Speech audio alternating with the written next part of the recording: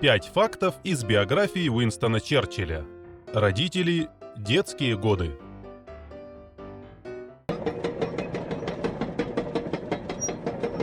Отец Уинстона Черчилля, лорд Рэндольф Черчилль, был третьим сыном 7-го герцога Мальборо. Титул герцога и роскошное поместье Бленхейм он мог получить только после смерти своих старших братьев и при условии отсутствия у них наследников мужского пола. Поэтому его готовили к политической карьере. Рэндольф учился в Итоне, престижном колледже для аристократов. Он любил носить пестрые яркие жилеты и имел прозвище «Скаг», что в переводе означает «ленивый», «неуклюжий нахал». Со второй попытки он поступил в Оксфордский университет, где из-за рачьих глаз на выкате однокурсники дали ему прозвище «крыжовник». Он не блистал успехами, но прославился участием в студенческих попойках. За битье окон и пьяные дебоши Рэндольф несколько раз попадал в полицию. Однажды, совсем опьянев, он забрел в квартал лондонских трущоб. И, не помня себя, переспал со старухой-проституткой и заразился сифилисом. Болезнь удалось залечить, но в 45 лет она снова открылась и впоследствии стала причиной смерти лорда Рэндольфа Черчилля.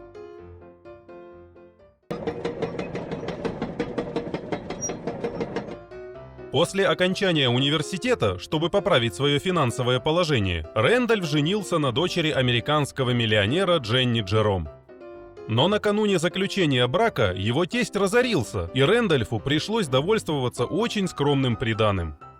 В это время он входил в близкое окружение принца Уэльского, впоследствии короля Англии Эдуарда VII.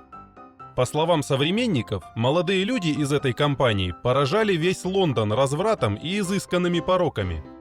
Принц Уэльский считал всех жен своих друзей своими наложницами. Ему понравилась резвая американка, и Рэндольфу, чтобы остаться в великосветском кругу, приходилось мириться с неверностью жены. Позже лорд Рэндольф Черчилль оказался в центре великосветского скандала. Его старший брат увел любовницу у самого наследника престола принца Уэльского. А когда эта любовница родила ребенка от брата Рэндольфа, то мстительный принц Уэльский потребовал, чтобы ее муж развелся с неверной женой. В ответ Рэндольф пригрозил опубликовать любовные письма принца, к которым у него был доступ.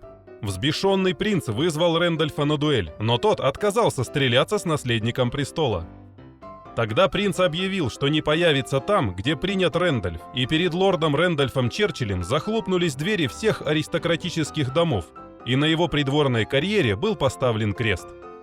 Когда придворная карьера лорда Рэндольфа Черчилля потерпела крах, то он занялся политикой.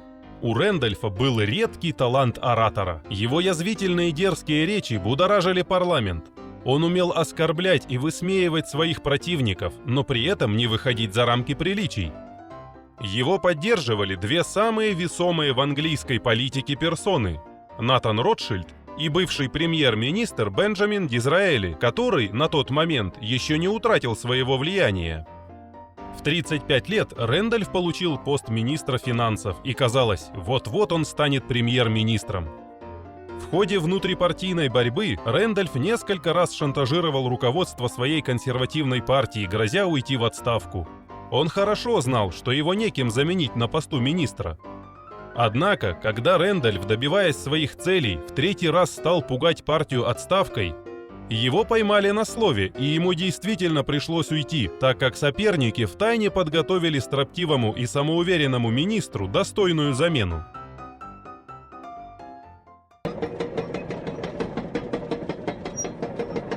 Мать Уинстона Черчилля была дочерью американского миллионера Леонарда Джерома, которого кроме денег больше всего в жизни интересовали конские бега и оперный театр.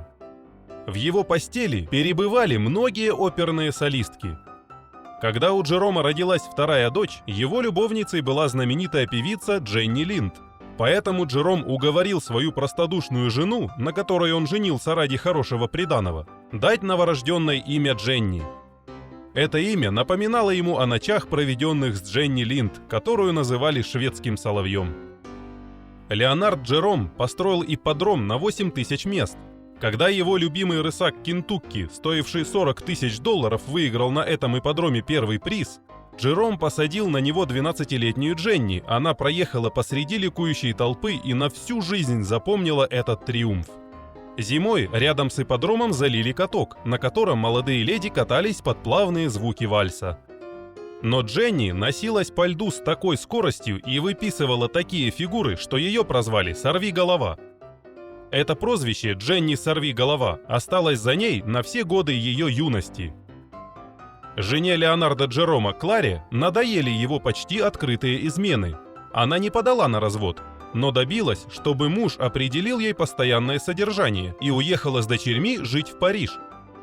Как многие американские богачи-выскочки, они пытались поддерживать связи с аристократами при дворе пришедшего к власти Наполеона III.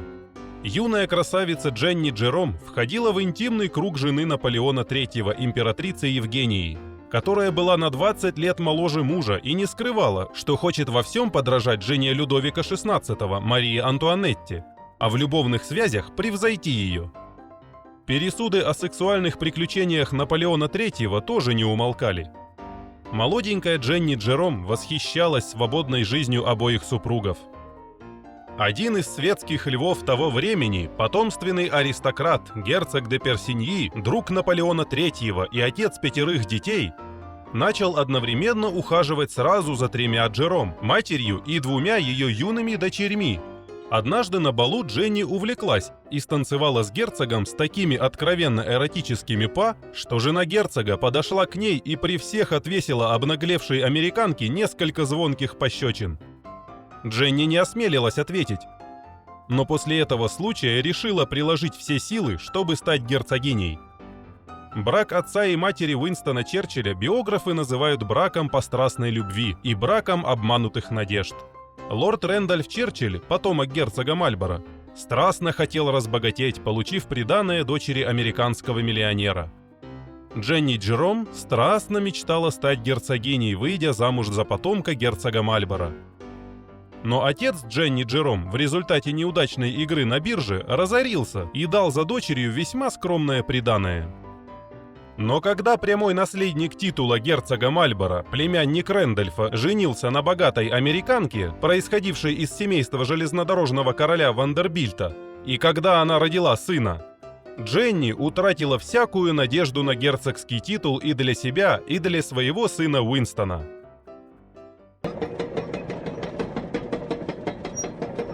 После смерти мужа, мать Черчилля, леди Дженни Рэндольф Черчилль, жила на средства от сдачи в аренду в Нью-Йорке дома ее отца, Леонардо Джерома.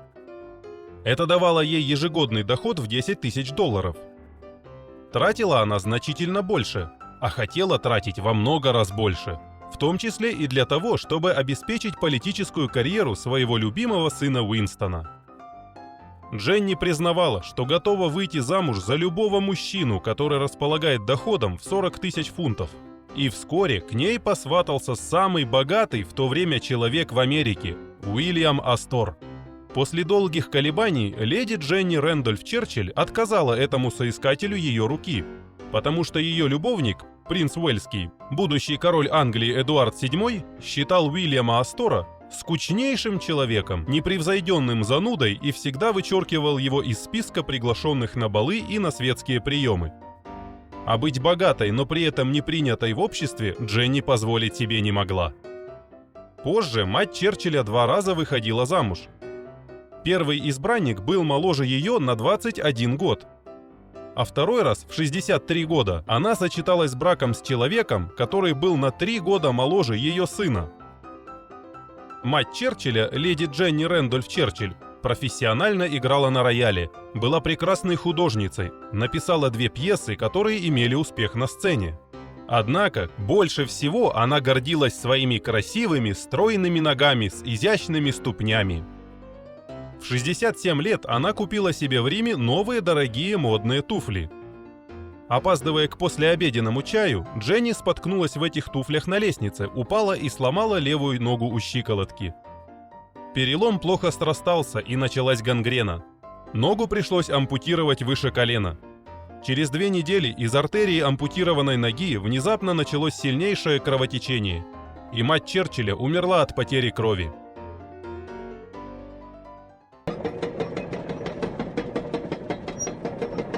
Уинстон Черчилль родился 7-месячным, но крепким, рыжим и очень крикливым ребенком. Биографы Черчилля высказывают предположение, что он родился, как и положено, 9-месячным. Просто родители зачали его за 2 месяца до официального бракосочетания. В день рождения Уинстона его мать очень активно танцевала на балу. Да так лихо, что у нее от этого внезапно отошли воды, и она еле успела добежать до женской раздевалки, где на куче шляп и пальто и родился Уинстон Черчилль, опозорившийся во время Первой мировой войны, но прославившийся в годы Второй мировой войны. Родня Уинстона по линии герцогов Мальборо презрительно называла его «рыжим недоноском», так как существовала угроза, что этот сын вульгарной американки унаследует титул герцога Мальборо. Но когда двоюродный брат Уинстона Черчилля женился на дочери американского миллионера Консуэле Вандербильт, и она родила сына, то Уинстон, к радости своей родни по отцовской линии, навсегда потерял право стать 9-м герцогом Мальборо. В детстве Уинстона Черчилля отдали в частную школу. Учился он плохо, был последним в классе, совсем не понимал математику, не мог усвоить латинский алфавит. При этом Уинстон был необычайно болтлив, отличался упрямством и своеволием. В школе за непослушание его часто секли розгами. Няня по фамилии Эверест, обожавшая своего воспитанника, обнаружив на теле ребенка следы порок, заставила родителей забрать Уинстона из школы. Когда пришла пора отправлять Уинстона в колледж, мать, понимая, что он не сдаст экзамены в знаменитый Итон, определила его в колледж Хэрроу, где тоже учились дети английской знати, но требования к учащимся были значительно ниже. В Хэрроу Уинстон не блистал успехами в науках, но обнаружилось, что у него хорошая память. Он даже получил приз за то, что без единой ошибки наизусть прочел 1200 строк из прозаического трактата по истории Древнего Рима, а кроме того, стал чемпионом школы по фехтованию.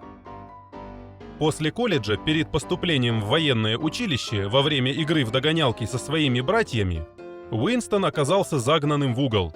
И чтобы не сдаваться, он с 10-метровой высоты спрыгнул на росшую рядом ель, надеясь соскользнуть по ее ветвям. Но расчет оказался неверным. Он ударился головой о землю и получил тяжелое сотрясение мозга. 3 дня Уинстон был без сознания и несколько месяцев не поднимался с постели. Биографы считают, что эта травма головы серьезно повлияла на умственные способности Черчилля. Мать любила сына, но почти не уделяла ему внимания. Он чувствовал себя очень одиноким, и во время учебы в колледже по 2-3 раза в неделю писал ей письма, в которых просил не забывать о нем. Отец, лорд Рэндольф Черчилль, называл своего старшего сына Уинстона безнадежным тупицей и полной бездарностью. Он писал: «У него нет ни ума, ни знаний, ни усидчивости, но огромный талант к бахвальству и выдумкам. Он полное ничтожество». Он также осуждал сына за то, что тот плохо учился в Итонском колледже, так как не знал, что Уинстон туда даже не поступал. Несмотря на откровенно неприязненное отношение к нему отца, Уинстон Черчилль очень любил его. И когда узнал, что отец умер от сифилиса, это так потрясло его, что он долгое время избегал отношений с женщинами. Самым близким человеком для Уинстона была няня.